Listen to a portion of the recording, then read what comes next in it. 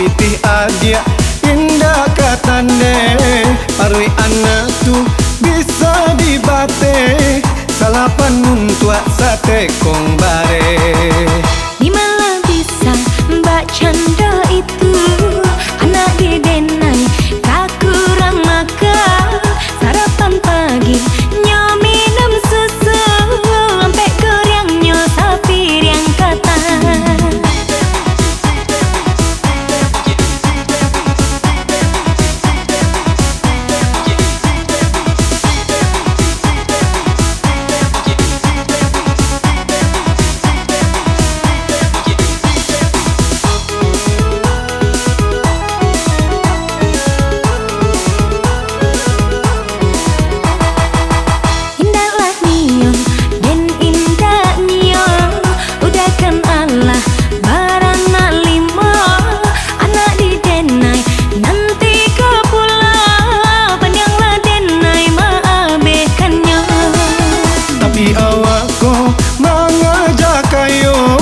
Biarlah makan sekete sajo kalau